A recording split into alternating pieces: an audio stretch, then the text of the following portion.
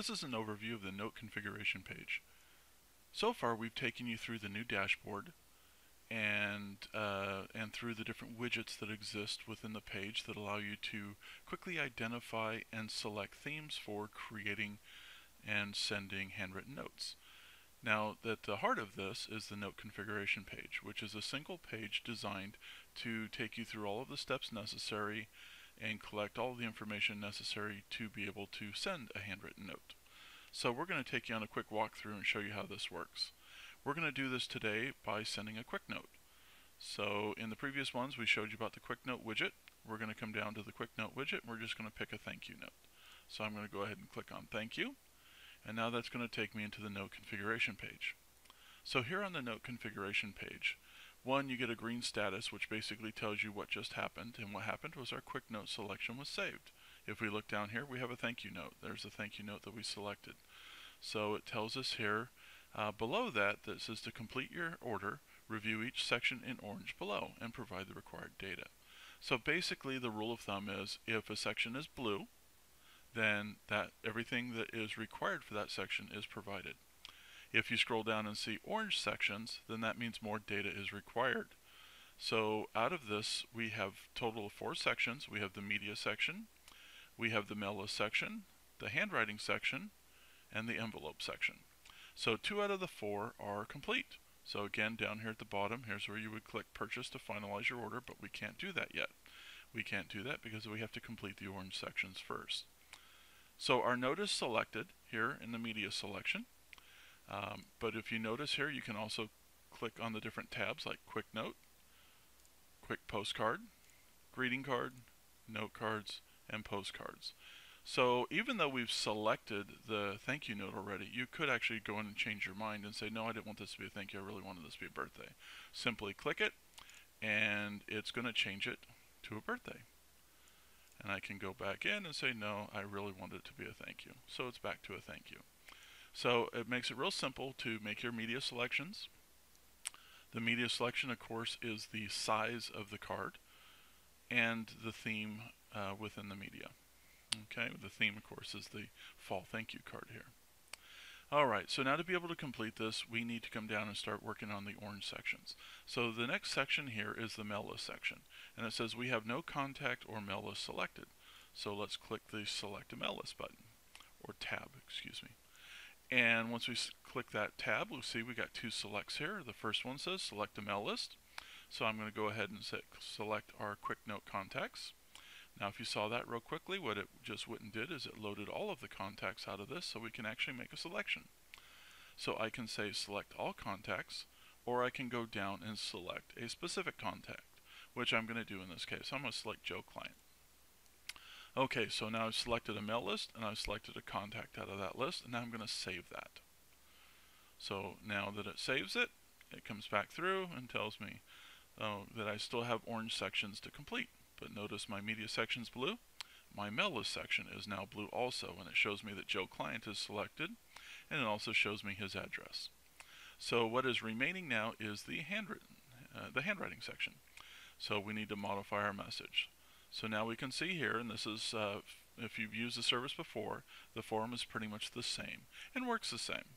What we do is we remember the last order that you sent, and we save various information out of that. For example, the greeting. We remember the last greeting you selected, and the next time you come through, that same greeting will be selected. So if I go through and select hello instead of dear, the next order I place will be default to hello. Okay, so the body and the postscript are a little different. They actually give you a history listing. So there's a select button here underneath. If you don't have this body history when you're going through, it's because you haven't sent any yet and you don't have any history. Once you have history of at least 1 message, then this will appear. So actually I have 2 in here that I've previously done. So I have a wishing you all the best on your special day and thanks so much for your business. Well, this is a thank you card, so I'm just going to go ahead and redo that message there. Same now here with the closing and the signature, same thing occurs. It remembers what you selected for your last message that you sent, and it will replay that when you come back in. So I'm going to go ahead and leave those, but I could change them to regards, kindest regards, thanks. You can also do custom, so if you would rather use some word of your own, you can do that, or you can blank and just omit it completely. And now we also have the signature, and then the signature line goes there. So you have that whatever you want, be more familiar, be more professional, doesn't matter. It's entirely up to you. Postscript, same thing. It uses the postscript history, and this one has a previous one of P.S. Thank you so much for your referrals. I'll go ahead and select that again. And now I'm going to save my handwritten note. Okay, so now it redisplays the page for me, shows me it's updated. Okay, shows me now my media is still what we selected. Mail list is still Joe Client. Handwriting selection now shows me Dear Joe, thank you so much for your business. Sincerely, Jeff. P.S. Thank you so much for your referrals. And down my envelope section is also complete. Now, if you decided you want to change your return address, you can simply select a return, select an address. We only have one address on file, so that's what shows here as main. That is the address that you've given us when you created your account.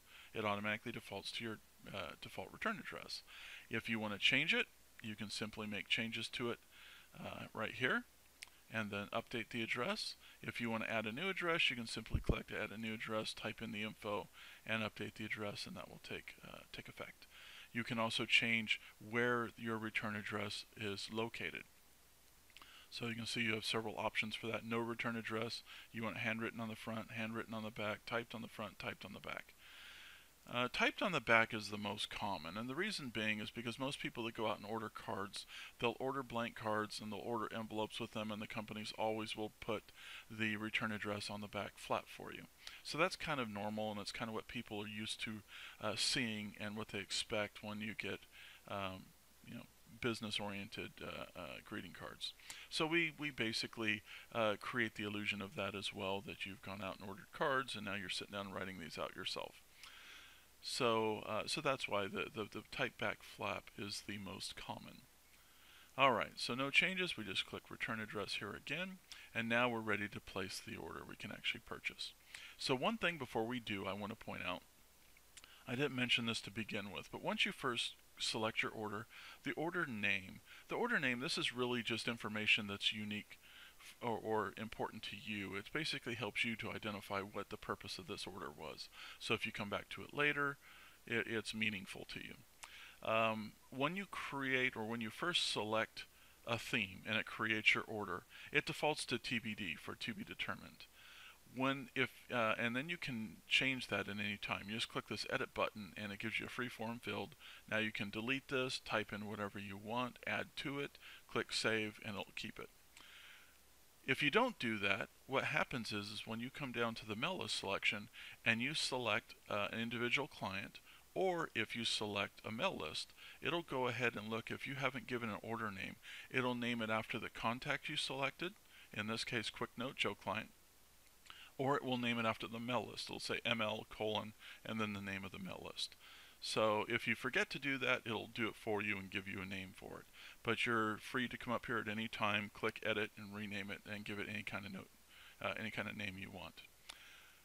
The other two things here, of course, it tells you the type. We're doing a Quick-Note note card, and the order status is we're still configuring our order. So the order's done. Everything that we need to be provided is provided, so all sections are blue, and our purchase button is clickable on the bottom. So I'm going to go ahead and click purchase. When I do, it now comes up and shows me the details about my order, and then it shows me the detailed invoice for my order. So it shows me it's a Quick-Note fall thank you, it's 65 cents. Also shows me the postage will be 49 cents. It shows me that we'll be mailing from Texas and there's no charge for that. And so my order total, $114, tax for the good old state of Texas, 5 cents, and then $1.19 is the grand total. I'm going to go ahead and just select to pay out of my account balance. And if you notice, account balance is the only option because we do have a credit card minimum. Credit card minimum is $10. So you will not be able to select or use a credit card until you have an order that exceeds $10.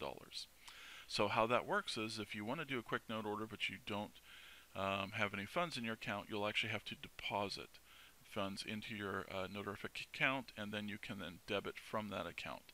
That allows you to do a credit card transaction meeting the minimum, but send individual notes whenever you need. So I'm going to go ahead and let this come out of my account balance. I'm going to select that I agree to the terms and conditions, and then click Purchase.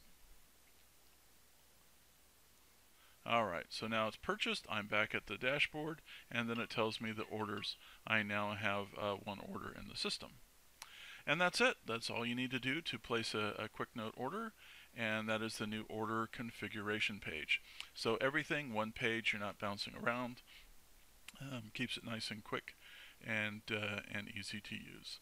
Again, we welcome your feedback. If you have any comments or questions or suggestions, please feel free to let us know. You can use the contact link at the bottom of the page, or send us an email to info@notarific.com. Thank you very much.